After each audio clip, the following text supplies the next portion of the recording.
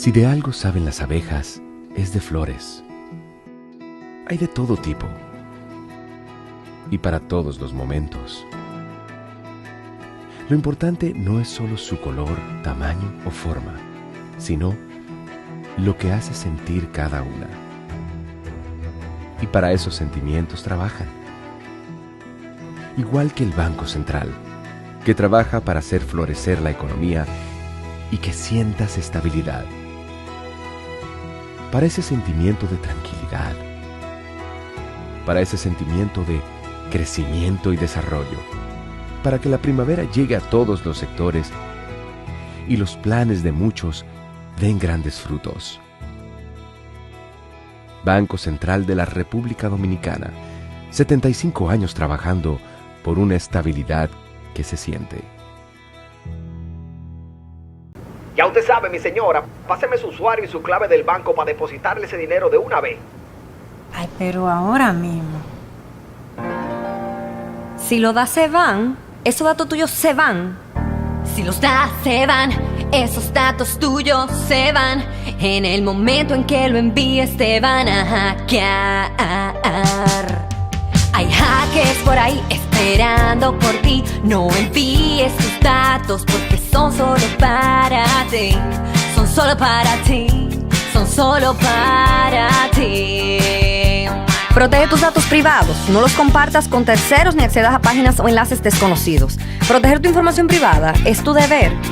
Son solo para ti. Son solo para ti. Exacto. Tus datos son solo para ti.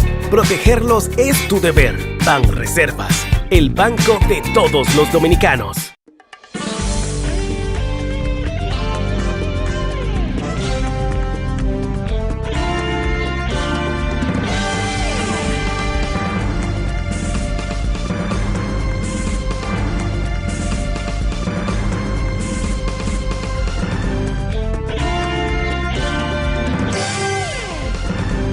Muy buenas tardes, amables televidentes. Bienvenidos a su cita diaria crepuscular y nocturna en Teleimpacto, que es al final de la tarde despidiendo el sol y comenzando la noche. Ponga su caridad en buenas manos, apoye el Patronato de Lucha contra el Cáncer de Villa González Incorporado, 809-443-8010. El Hogar o Escuela Santo Domingo Sabio, otra institución para formar jóvenes en alto riesgo en la sociedad. Pero ahí están los salesianos de la Iglesia Católica, gente comprometida con la formación. Hacer estos jóvenes que están en la puerta de la delincuencia, arrancarlos de allí, sacarlos de ahí, hacerlos verdaderos ciudadanos de servicio al país. Esa es una labor de polinizadores, fertilización, fertilizar la sociedad. Ese es el trabajo de los salesianos. Tremenda dedicación a esa tarea tan difícil como es formar jóvenes, llevarlo a la adultez y formarlo como verdaderos ciudadanos. Eso es un trabajo homérico, como digo yo. Avenida Independencia, casi esquina Avenida General Gregorio Luperón en Santo Domingo. Bueno, vamos a comenzar con algunas notas, porque la verdad es que el fin de semana estuvo bien activo y hay declaraciones de los políticos. Nosotros hemos avanzado de que venían esas batallas electorales y van a venir y ya comienza. Es decir, apenas se inicia la semana después de la Epifanía y ahora vienen las batallas campales por las elecciones municipales. Esas campañas que son en este país, en República Dominicana, hemos dicho otras veces nosotros, se dan esas confluencias de dos caminos. Siempre la historia retrae o nos presenta, nos revela, nos trae esas situaciones, se presentan esas situaciones siempre. la historia tiende a repetir situaciones. Y en la política dominicana, yo diría que para poner las cosas más en su mejor contexto, sería del 44 para acá, del año 1844. Siempre la política en la República Dominicana ha sido el cruce de dos caminos. Y esa es una verdad. Santana y su lucha con los trinitarios. Eso fue una lucha entre dos corrientes. Salen los trinitarios y llega Báez. Báez y Santana confrontan hasta casi la muerte, como dice. Y fue un periodo en que incluso los patriotas de la Trinitaria y los patriotas de la independencia se cruzaron en los bandos, se fueron a los bandos, donde usted veía a un Sánchez, por ejemplo, apoyando a Báez, y Mella, que era una persona que Santana lo respetaba, a Mella. Y Mella era un hombre serio, entonces Santana se dio cuenta que ese tenía carácter de patria y carácter de valiente y carácter de militar y carácter de patriota. Y además la formación que tenía Mella, que lo envió incluso a España, buscando la forma de que España nos brindara un protectorado cuando los problemas con esa guerra y Haití, antes de la anexión. Pero así fue.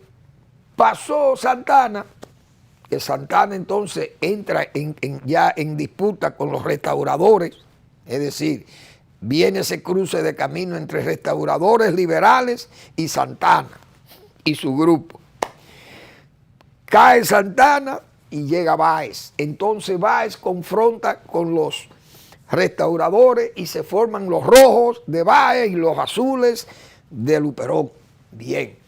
Lili pacifica, quieta los furores y se entroniza, como dicen, su poder ahí, y prácticamente castró las luchas hasta que muere Lili y vuelve de nuevo la lucha entre los dos caminos. Sigue Vázquez y sigue Jiménez.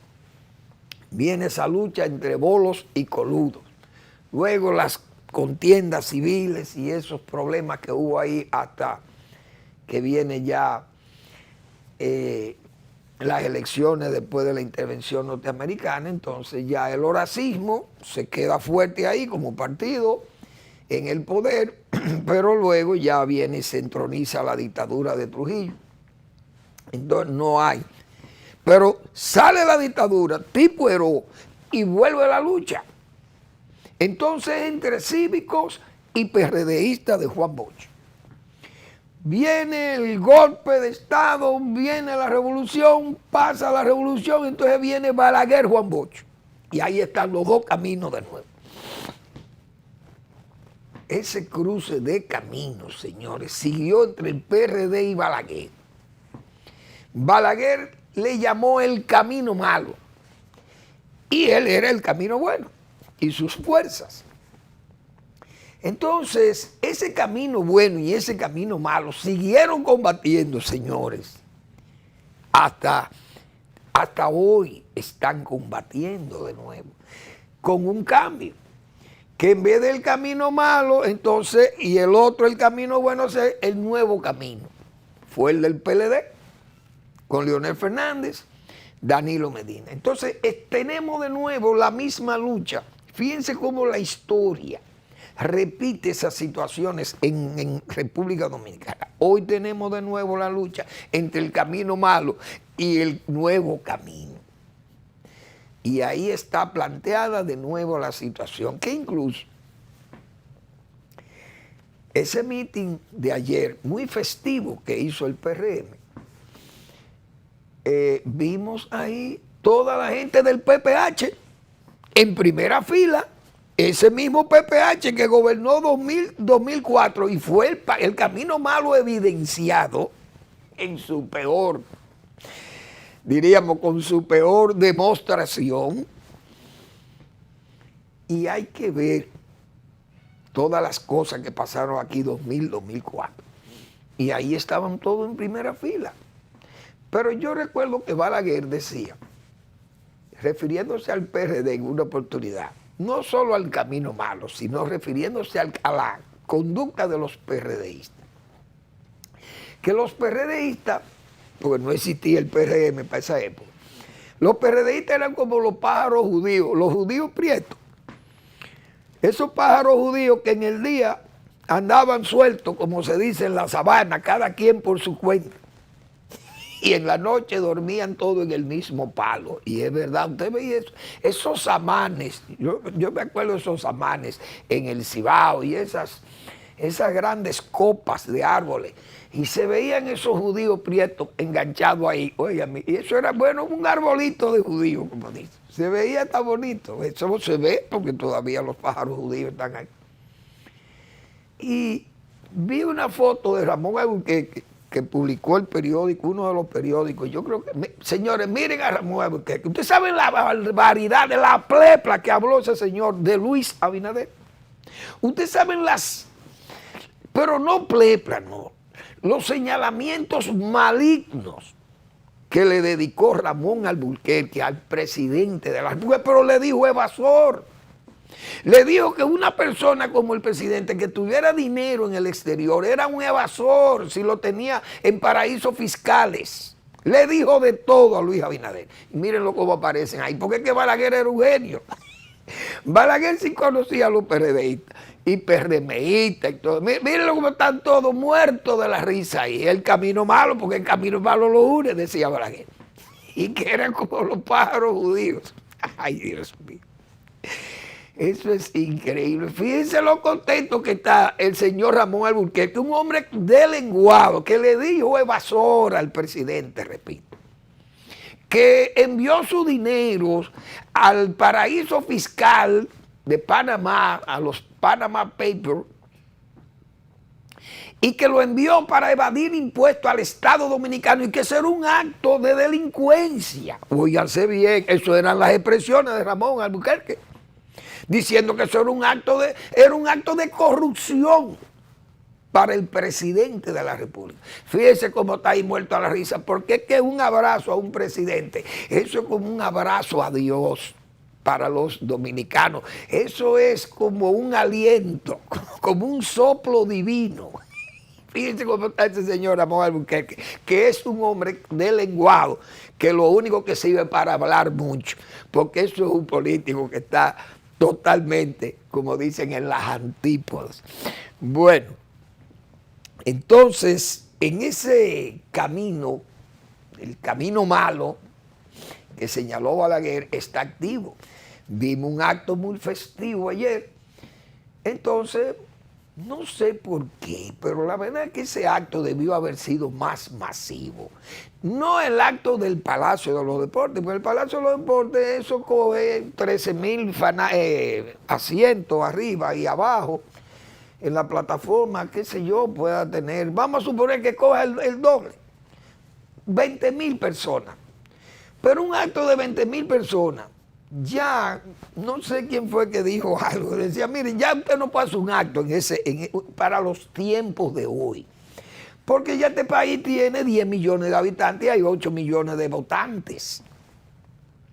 Usted no puede hacer un acto en la Media Naranja, en el Palacio de los Deportes, porque un acto político ahí para un partido grande se ve un acto pequeño, como de temor a no quedar bien. Entonces ahí se ve lleno todo, pero esos son 20,000 gente en un país que tiene 8 millones de votantes. No es el país de cuando tenía 3 millones y habían 2,5 millones de votantes. Usted hacía un acto, ahí iban 20,000 personas y se veía muchísima gente. Pero ya hoy los retos son mayores. El PRM debió haber llenado el Estadio Olímpico. Yo recuerdo, Leonel Fernández hizo una concentración ahí.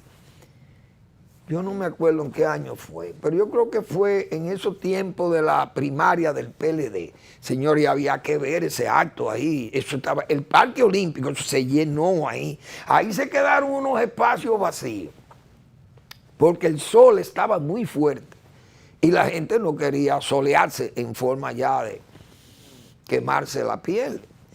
Pero ese estadio tenía mucha gente, Leonel Fernández llevó mucha gente ahí, entonces ya los retos son esos. Fíjense que el acto que hizo la fuerza del pueblo fue allá en la bandera, que eso se le aprieta el pecho, y el PRM debió haber hecho un acto así. Pero eso es un acto pequeño. Entonces los periódicos, vi que los periódicos dicen concurrido acto, pero el concurrido acto es un acto no concurridísimo acto, sería un superlativo. Ese participio concurrido, o adjetivo, yo no sé, un adjetivo concurrido, pero está en participio. El participio concurrido. Concurrido es que ha asistido, que ha ido gente, y que, qué sé yo, que se ha llenado, vamos a decir, un espacio, y está bien. Pero vi una nota del periódico Diario Libre que lo describe como cientos asisten a marcha. La marcha fue muy floja, la verdad que la marcha fue floja. Para una marcha con el presidente y un candidato, miren, esa es una marcha que prácticamente los carros ocupan la calle, son 2 líneas de gente fina que van ahí, o sea, estrecha, mejor dicho, una callecita de 2 carriles, esa caravana del presidente que se ve muy, pero esa es una caravana pobre. Si Diario Libre no se equivocaba y decía que cientos de dirigentes, de participantes, pero miren el presidente ahí, eso es poca gente y mucho carro, esa es la pura verdad. Entonces, esas fueron expresiones que salieron en los periódicos. Yo lo vi ahí en el Diario Libre, en Diario Libre Digital, y cientos asisten a marcha. El Listín Diario, concurrido acto del PRM, ni siquiera concurridísimo, que es el superlativo. Entonces, esas cosas no hablan bien del partido en el poder. Incluso el presidente llamó a caminar casa por casa. Esas son evidencias. A veces los políticos, yo no sé, los políticos la emoción lo traiciona, pienso yo, y dan pie a que piense la gente que las cosas no andan tan bien en el PRM. Nosotros hemos dicho aquí, nos hemos atrevido a decir que si Farideh andaba mal, el PRM andaba mal, y parece que el PRM aquí no anda bien. Y yo sigo con mi tesis porque uno anda caminando, veo y oigo mucho y converso con mucha gente en la calle, por doquiera y en plazas y por donde quiera que uno se mueva. Y hay que ver cómo está la cosa. Entonces el presidente ayer, o hoy, no sé, hizo unas declaraciones donde dice, casi en forma de burla, dice el presidente que la oposición no pasa de 24% y que ellos van a aplastar a la oposición. Y miren, un partido cuando habla de aplastar a otro tiene que dar demostraciones de mucha fuerza. Aquí, cuando se hablaba de que a Balaguer le vamos a pasar el rolo a Balaguer, porque el PRD es una oligarquía de masa, y es verdad que era una oligarquía de masa, pero al final se dieron cuenta que Balaguer era un líder extraordinario y que no era como se pensaba, que Peña Gómez era el pueblo dominicano. Yo he mostrado ahí lo que son las encuestas de Gallup, faltando 11 y 12 días del 94, donde Balaguer superaba con 1 punto a ese monstruo de candidato que era José Francisco Peña Gómez, de líder, y con un partido que ya dividido, porque el PLD le hacía ya, y el partido de Jacobo Magluta también, porque eran subdivisiones del PRD, aún así dividido, pero era todavía una maquinaria electoral. Sin embargo, se dieron cuenta al final que Balaguer tenía pueblo y tenía masa. Entonces, esas declaraciones del presidente de que va a aplastar a la oposición, pero al mismo tiempo invita a que vayamos casa por casa, como dice, vamos a buscar el voto, a convencer a la gente de que nosotros hemos hecho un extraordinario gobierno, las obras que hemos hecho, demostrarla. Un partido que acaba de regalar 2.500 millones de pesos en bonos o más, que repartió 27.000 millones de pesos en doble sueldo el Estado, el gobierno nacional, y que presenta un acto de esa naturaleza, tan poco concurrido, debe preocupar. Vamos a la pausa.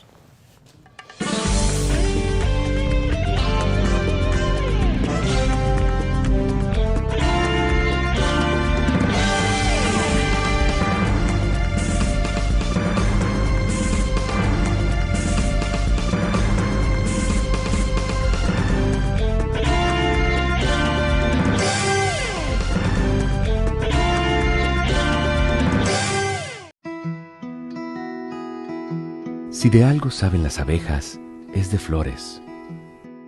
Hay de todo tipo y para todos los momentos. Lo importante no es solo su color, tamaño o forma, sino lo que hace sentir cada una. Y para esos sentimientos trabajan. Igual que el Banco Central, que trabaja para hacer florecer la economía y que sientas estabilidad. Para ese sentimiento de tranquilidad, para ese sentimiento de crecimiento y desarrollo, para que la primavera llegue a todos los sectores y los planes de muchos den grandes frutos. Banco Central de la República Dominicana, 75 años trabajando por una estabilidad que se siente.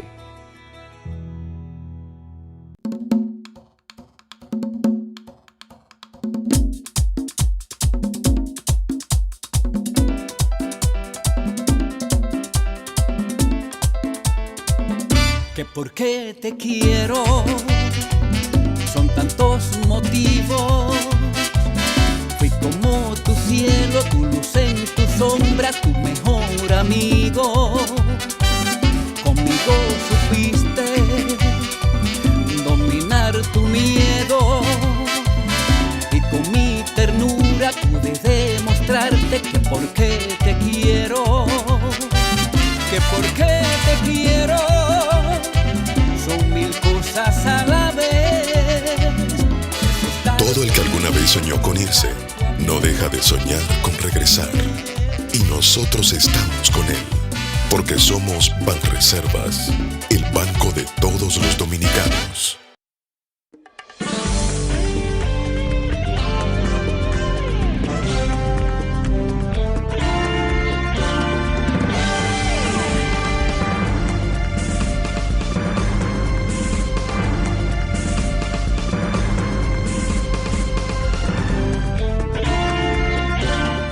Bien, bueno, esas declaraciones del presidente Abinader del 24%, que la oposición no llega a 24%, es decir, que Leonel debe tener 16% y Abel debe tener 8%.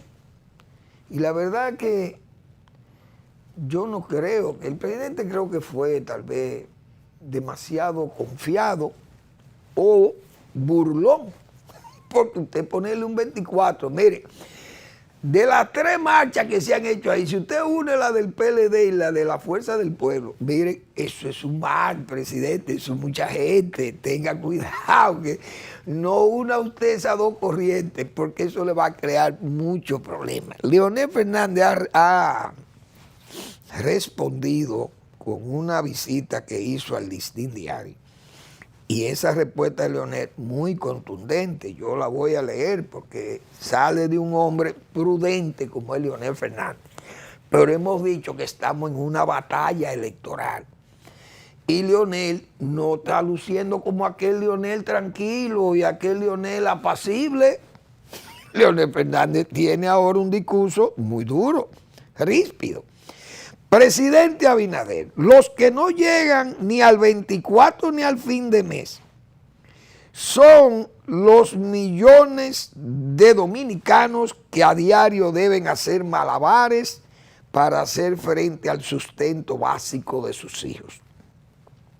Dígale a esos cientos de miles de familias que están por debajo de la línea de la pobreza que en este país los chelitos rinden. Dígale a los cientos de miles de niños que padecen hambre, que carecen de un buen sistema de salud y que ni siquiera tienen sus servicios esenciales garantizados, que en este país el cambio fue favorable para ellos. Presidente Abinader, su entorno le miente a usted o usted quiere creer sus propias falacias. Le exhorto a que visite los barrios del país o se detenga en cualquier esquina y converse con la gente del pueblo y sean ellos quienes le expresen las necesidades que padecen en su diario vivir, agravadas por su gobierno improvisador. Esas son expresiones muy fuertes también que Leonel Fernández responde a esa burla, porque es una burla que el presidente le diga que la oposición no pasa de 24, es decir, que él tendría alrededor de 70 para dejarle algo a la abstención, que tiene un 70%, porque imagínense usted, un 24 tiene la oposición, es decir, la sumatoria de la oposición. Bueno, y la verdad que esas son respuestas porque uno, yo no sé si es que el presidente, nosotros lo estamos diciendo hace 3 años aquí, el presidente no sabe lo que está pasando. Esta gente está en un estado de, además de esa improvisación, en un estado de megalomanía y de notoriedad, buscar esos muchachos que andan gobernando, porque son muchachos, señores. Este es un equipo de gobierno de muchachos, bisoños, la mayoría. Y fíjense si es el irrespeto que hay, que el propio Joel Santos, el secretario de la presidencia, usted sabe lo que es el ministro de la presidencia, hablarle mentiras al pueblo dominicano. Ese señor debió renunciar en cualquier estado institucionalizado. El señor Joel Santos debió presentar renuncia y decirle al pueblo dominicano, mire, yo renuncio a la posición de ministro porque hablé mentiras. Pero eso es muy duro para que lo admita un ministro en estos países o en este país. Porque yo creo que hasta en el Perú, señores, renuncian ministros que hagan y digan lo que dijo Joel Santos. Joel Santos le dijo a este país que con el acuerdo de Aerodón, el contrato, que Aerodón no iba a avanzar ningún dinero ahora, que eso era al final del año que viene, que ese dinero no iba a llegar para fines de elecciones, de tiempo electoral, que ahí no había peligro en seguir ese contrato de Aerodón. Entonces ahora dicen los mismos senadores del gobierno que sí, que los $300 millones ya lo entregaron, ya están prácticamente en las arcas públicas. Y entonces, ¿cómo es posible que un ministro le hable mentira al pueblo dominicano en forma tan flagrante, de forma tan indecente? Pues eso es una indecencia política. Usted decir que, no, esta gente aquí, ese contrato no tiene nada que ver con el tiempo electoral. Sin embargo, fíjense lo que dicen los propios senadores del partido en el poder, que Aerodón está entregando $300 millones. Entonces, un ministro no puede hablarle mentira al pueblo dominicano, pero esos son los ministros que tiene el presidente. Eso que dice Leonel Fernández sí es que le están mintiendo, pero el que habla así es capaz de mentirle al presidente también. Yo tengo mis aprensiones desde el principio por la misma bisoñez, decía yo, de ese equipo gobernante, que con sus excepciones, porque hay gente que ha hecho su trabajo ahí y jóvenes que se han distinguido, parece gente que tiene más prudencia o tiene mejores asesores y han hecho su trabajo bien, pero la mayoría de esos funcionarios del gobierno andan haciendo alardes de notoriedad, buscando reconocimientos, eso de u otros que actúan victimizándose o tratando de que el gobierno, qué sé yo, lo premie. No, yo no entiendo. Eso es megalomanía en algunos también de esos jóvenes que están dirigiendo el gobierno nacional. Entonces hablan en tono burlón a veces, o burlesco, y entonces le responden, la gente va a responder, y esto va a ser un tiempo duro, decíamos nosotros la semana pasada, va a ser tiempo de muchas durezas.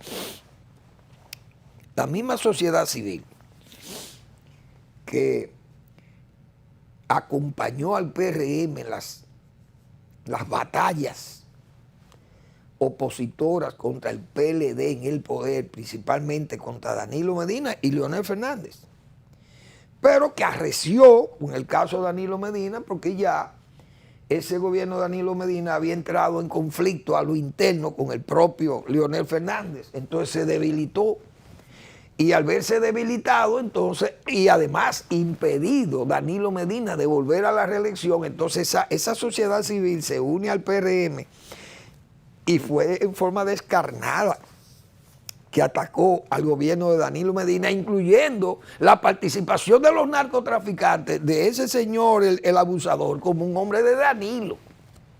Y que sus mujeres y todo, eso fue tirarle, como dice ese muerto del abusador, se lo tiraron al gobierno de Danilo Medina, la sociedad civil. Sin embargo, esa sociedad civil hoy está callada. Miren, si la gente de la sociedad civil lee un artículo que escribió la doctora Inver, Carmen Inver, creo que doña Carmen Inver, se llama Hoy, lo publicaron en el periódico Hoy, Treguas y Omisiones. Miren, si ustedes leen eso, señores de la sociedad civil, digo yo, si ustedes leen eso, no saludan a doña Carmen Inver, a la doctora Carmen Inver. La van a odiar si ustedes leen ese artículo, porque esa señora en forma de radiografía le hace un vaciado allí de las omisiones que ustedes han hecho. Ustedes saben lo que es aquí asesinar o fusilar 3 o 4 militares involucrados en drogas. Y todavía aquí no se ha parado la sociedad civil. O la sociedad civil no ha dicho esta boca es mía de ese caso. El caso de la narcopolítica, la narcocontribución, el narcoapoyo visible y confirmado y además legitimado, porque se le brindó la impunidad por vía de la inmunidad legislativa al narco, señores, eso son cosas muy graves. Y esa sociedad civil está callada, no habla, no dice nada, ni tampoco se ha referido a la corrupción administrativa. Silencio, está en total silencio. Gente que tuvo una participación en las calles, pero ¿qué ha pasado? Muchos de esos líderes que acompañaban a esa sociedad civil son funcionarios hoy. Eso eran lo que acompañaba, esos eran los barcos escolta de esa suerte de acorazado o de, ya eso no se usan los acorazados, ahora son los portaaviones. El portaavión era el PRM. Entonces al lado, esos barcos escolta iban acompañando al PRM. ¿Y dónde está esa gente? Nombrado, la mayoría están todos en el gobierno. Entonces era una falsa sociedad civil. Era una sociedad civil para servir más de eslabón en esa cadena, sumarse como vagón, pero dando una apariencia de que verdaderamente era gente independiente cuando estaban comprometidas con la participación partidaria, política, y la candidatura del presidente Abinader, que le respondió, porque lo nombró a todos. Están todos nombrados. Entonces hay muchas omisiones. Ese artículo que escribió doña Carmen Invero es muy claro. Si lo leen, repito, no saludan a esa dama. No la saludaría. Bueno, cuántas cosas, Dios mío. El presidente, se ha hablado mucho del caso de Bávaro, de ese aeropuerto. Ya han salido muchos comentarios de abogados que han opinado sobre las decisiones tomadas por la Cámara de la Suprema Corte de Justicia y el decreto mismo del presidente. Y bueno, también señalan que parece que la gente de Bávaro también no encaminaron los documentos, qué sé yo. Era lo que nosotros decíamos aquí, de que yo no creo, como dice por ejemplo Diario Libre, porque Diario Libre es un periódico que los accionistas dueños principales son los dueños de Punta Cana. Entonces van a poner la cosa a su favor. Bueno, ya eso se enterró, que Bávaro ya eso no existe prácticamente, que ya eso se borró. Pero ahí hay unos accionistas extranjeros todavía y eso yo creo que eso todavía está vivo. Era lo que yo decía, lo que se perdió tal vez fue el procedimiento. Pero técnicamente que si es viable o no, eso no se ha discutido, si eso es viable o no. Y sobre también que habría que llevarlo a licitación, que no hay que llevar a licitación porque no era APP. Y lo pusieron en la Suprema Corte como que fue una APP y el decreto del presidente lo ponen a decir eso. Eso me parece a mí, eso de Bávaro. Esos son dos decretos que se igualan, aunque en sentido contrario. El decreto de Danilo Medina se hizo echándose la paloma, como dice. Es verdad, en la transición se dio ese decreto autorizando que operase ese aeropuerto de Bávaro. Pero el gobierno firmó un contrato con esa gente para el Estado y la compañía firmaron un contrato. El presidente emitió un decreto ahora, borrando aquel decreto de Danilo Medina. Entonces eso se ve como comprometido, los dos gobiernos, comprometidos con los dos grupos económicos. Es decir, quito el de Danilo y pongo el mío, pero el mío pertenece a los favores que le debo probablemente al grupo de Punta Cana. Porque, otra cosa, yo creo que el presidente no tenía la necesidad, el presidente Abinader, de mandar ese decreto ahora. ¿Por qué razón? Ese decreto, vamos a analizar eso después de una breve pausa, pero repito, ese decreto del presidente Abinader es un decreto que delata una desesperación o una antelación ante cualquier hecho que pueda pasar electoralmente hablando. Vamos a la pausa, pero después de la pausa vamos a hablar de eso.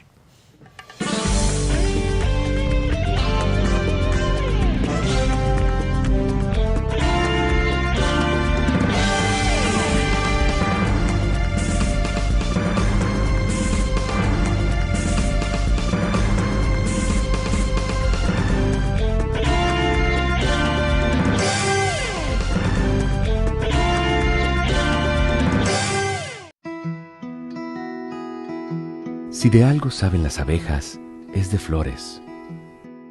Hay de todo tipo y para todos los momentos. Lo importante no es solo su color, tamaño o forma, sino lo que hace sentir cada una. Y para esos sentimientos trabajan. Igual que el Banco Central, que trabaja para hacer florecer la economía y que sientas estabilidad. Para ese sentimiento de tranquilidad, para ese sentimiento de crecimiento y desarrollo, para que la primavera llegue a todos los sectores y los planes de muchos den grandes frutos. Banco Central de la República Dominicana, 75 años trabajando por una estabilidad que se siente.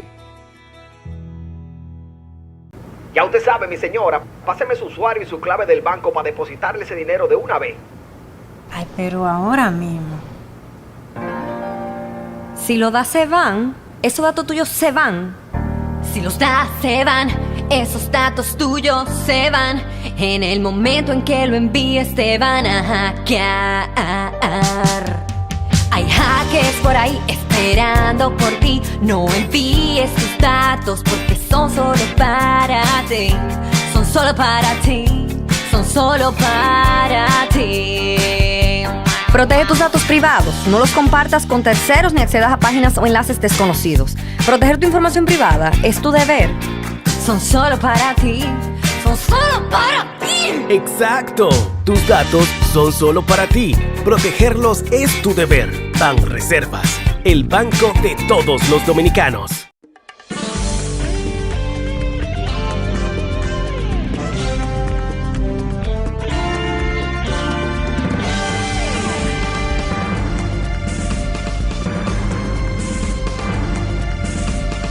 Pues bien, yo veo ese decreto como una pifia del presidente Abinader. Cancelando el decreto de Danilo Medina que autorizaba ese aeropuerto, la construcción de ese aeropuerto, o la concesión de ese aeropuerto de Bávaro. Primero, ¿por qué hacerlo tan casi en un estado de transición? Si cabe, tal vez es abusivo de mi parte llamarle así, pero estamos ante unas elecciones nacionales.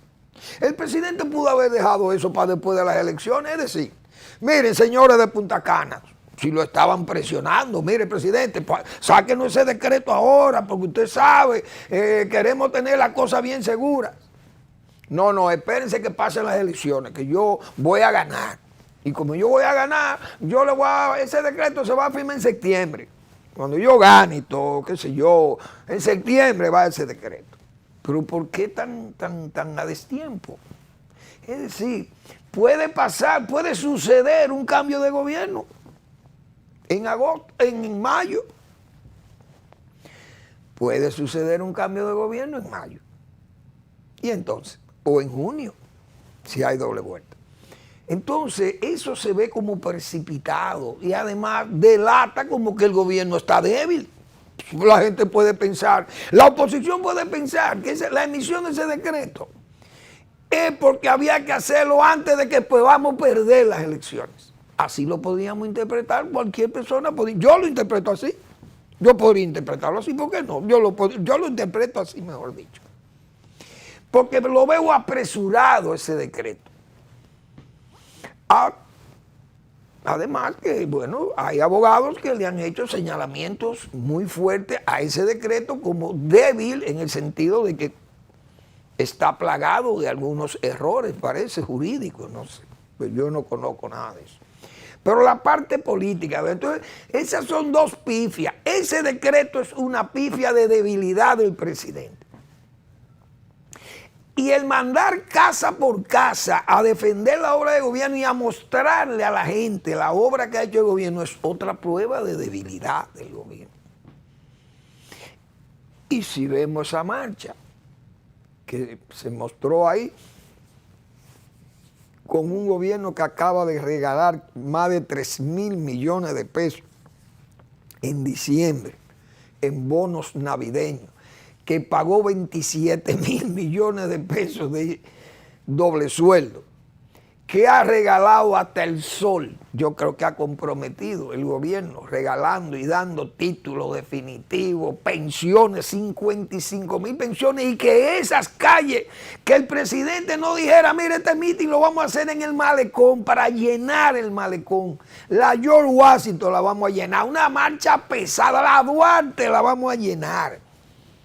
Eso era lo que había que hacer. Y aprovechar ese gentío que había ahí, en esos 20.000 que habían ahí, o 25.000, qué sé yo, que pudieran haber en el Centro Olímpico.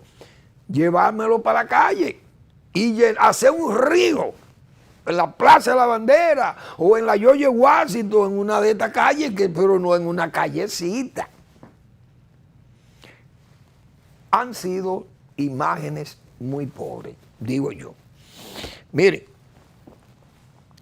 Hay una situación que se está dando serísima en la línea noroeste, pero este gobierno no quiere entender que tiene el equipo más malo que ha pasado por el Ministerio de Agricultura en los últimos 25 o 30 años. Oigan hasta dónde yo me atrevo a llegar. Hay una situación grave que el gobierno no se ha atrevido a decir la verdad que está pasando en la línea noroeste y en Asua probablemente. Las exportaciones de bananos se han caído más de un 50%. De 400 furgones semanales se están exportando menos de 200 furgones semanales y eso es grave. ¿Por qué? Porque ese es un cultivo generador de divisa. ¿Qué ha pasado? El ácaro, que es un insecto dañino, pero aparecen las plagas y las enfermedades porque no hay asistencia técnica, ni hay vigilancia, ni hay controles. Y andamos, como se dice, a tientas. Óigase bien, así es que anda el Ministerio de Agricultura convertido en una verdadera en una estructura de una ONG. Así es que está el Ministerio de Agricultura, que es una vergüenza. El gobierno envió 140 millones de pesos como, miren, tengan estos 140 millones de pesos para que alivien la situación. Señores, son viejas urgencias que hay. Demandando crédito oportuno y crédito relativamente cómodo, barato, para renovar plantaciones viejas, para aplicar fertilizantes, control de malezas, control de plagas y enfermedades. Yo hablé de la cigatoca aquí la semana pasada. Y eso, que no ha entrado el Fusarium, raza 4, que si ese hongo entra aquí es la perdición total de los bananeros de este país. Los bananeros, con esas situaciones gravísimas que ha habido, el plátano sumamente caro, el guineo le pone presión y muchos productores de bananos se han ido al mercado local. No están supliendo la fruta al mercado de exportación y nos están creando una crisis que el país es un exportador confiable de bananos, principalmente a la Unión Europea, y hoy están en el suelo las exportaciones, porque es que no hay una autoridad que está en eso. Es que no están en la agricultura, el agro nacional anda a su suerte.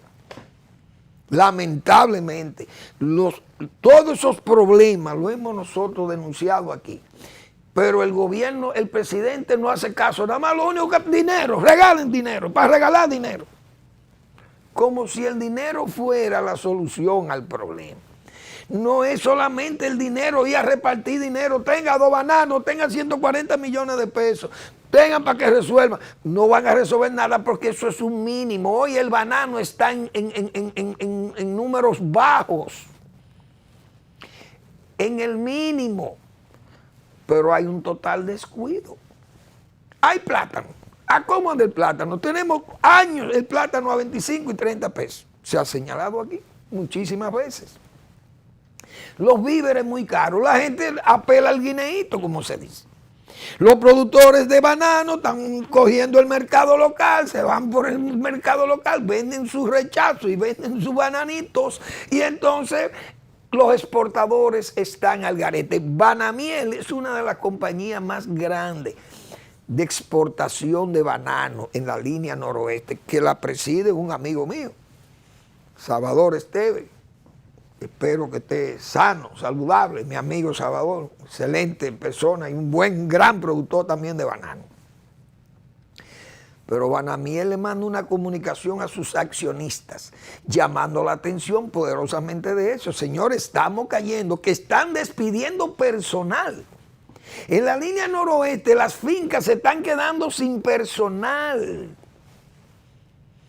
cancelando empleados. Eso genera desempleo y genera falta de armonía en la zona y crea desasosiego, lamentablemente crea desasosiego en la zona.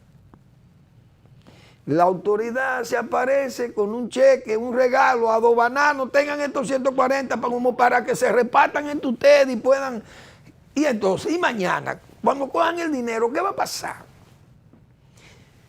Un cultivo, señores, que ha costado tanto sacrificio elevar el cultivo de banano. Pero es que cada vez que vienen estas autoridades y le ponen la mano al Estado, el Estado comienza a sufrir, señores. Es que ustedes se han hecho dueños de esa expresión, como lo hemos dicho aquí. Cuando el PRD, PRM está en la oposición, se le echa de menos. Cuando llegan al poder, se le deplora. ¿Por qué? Por todas esas cosas. Si les van a pasaporte, un caos. Van al 911, un caos. Los hospitales, un caos. El tránsito, un caos. La policía, ya ustedes saben todos los problemas que tienen. Entonces el agro, un caos. Por donde quiera que le tocan, los cerdos, un caos. Los pollos, un caos. ¿Y qué es lo que va a pasar? Por Dios. No vale que digamos nada. Bueno, ahí vi al Instituto Duartiano protestando. Hazme el favor, Eri, tú tienes una imagen que yo te pasé ahí del periódico El Nacional, el titular del Nacional. Instituto Duartiano cuestiona eficiencia, control fronterizo. Ahora están cuestionando. Nosotros le dijimos a ustedes que ese pacto de nación, eso era un fiasco. Que el pacto de nación es un pacto diríamos, de implementación aquí de una nación haitiana, el pacto de implantación, así que hay que llamarle, a esa presencia haitiana aquí. Ustedes fueron a firmar ese pacto sabiendo, como lo dijimos todos, que ese es un pacto firmado en el agua. ¿Qué ha hecho el pacto de nación? Vamos a cuidar la frontera. Yo leí ahí una serie de... Lo voy a buscar, porque yo creo que estoy en el deber de buscar eso, con todo el respeto. No sé dónde fue que vi esa nota que yo dejé por ahí, del pacto de nación. El pacto del engaño, que yo le llamé, o pacto de integración de la nación haitiana. De ese pacto que ustedes fueron gozosos a firmarlo, como se le advirtió y lo advertimos muchísima gente aquí, el gobierno no va a cumplir nada con ese pacto. Busquen. Vamos a consolidar la población de la frontera. Hay que mandar más dominicanos hacia la frontera y que la gente de la frontera se quede a gusto allí dándole apoyo. Vamos a regular la mano de obra haitiana con los contratadores de mano de obra, tanto de la construcción como de la agricultura. ¿Se ha hecho? Vamos a publicar una auditoría del plan de regularización, las anomalías del plan de regularización del gobierno de Danilo Medina. ¿Se ha publicado? Vamos a mejorar la mecanización del agro y la mecanización de la construcción para tener mayor control de esa migración. Vamos a patrocinar las repatriaciones y aceptan que le hablen mentiras. 250,000 repatriados. ¿Dónde los repatriaron? ¿Con quién? Si entran y salen. Ahora lo dice el mismo Instituto Duartiano, que entran y salen. Y ustedes no fueron a firmar un pacto sabiendo que eso era un pacto en el agua, que se lo dijimos por aquí muchísimas veces. Que eso era ir a hacerle el papel, el juego al gobierno, porque el plan no es para salvar la patria, sino el plan es para meternos los haitianos aquí. Yo hoy vi una nota de Puerto Rico que yo me inquieto, pero uno tiene que reírse. En Puerto Rico se quejan de la falta de niños, que las mujeres no están pariendo niños. Hay un déficit de población para Puerto Rico, los jóvenes se van para el continente y nacen sus muchachos por el continente y allá entonces en Puerto Rico faltan muchachos. 17,000 nacimientos en el año 2023. Y yo me río porque aquí las haitianas meten 30,000 nada más las haitianas por año y busquen el pacto de nación, el famoso pacto de nación. Prevé todo eso. Es decir, lo que hay es un contrato aquí, señores, para meternos, es un contrato de integración de la nación haitiana en la República Dominicana. Eso es lo que el pacto prevé, porque el presidente ni el gobierno han hecho nada. ¿Qué es lo que han hecho con el pacto? ¿Dónde está la guardia? La frontera siguen entrando los haitianos. Supuestamente di que lo deportan y entran al día siguiente y vienen en jipeta y de todo un desorden es lo que hay en la frontera todavía. Y los consulados, el pacto, ¿qué contemplaba el pacto de nación? Se iban a regular y se iban a tecnificar las visas. Eso era un sistema moderno para la emisión de esas visas. Todo una mentira. Solo para hacer aquel aguaje, hacer aquella presentación de este plan con una formalidad. Señores, y eso nosotros dijimos, eso no es más que una tramoya del gobierno, y eso se llama tramoyismo político. Del pacto solamente quedarán las imágenes, quedarán las imágenes de aquel acto de firma del famoso pacto de nación, que yo le llamo pacto de integración de la nación haitiana en la República Dominicana. ¿O acaso ha habido algún gobierno anterior que haya formado un colectivo de prohaitianos como el que tiene el gobierno de don Luis Abinader? Gracias por su atención. Nos vemos mañana en otra entrega de Al Final de la Tarde, despidiendo el sol y comenzando la noche.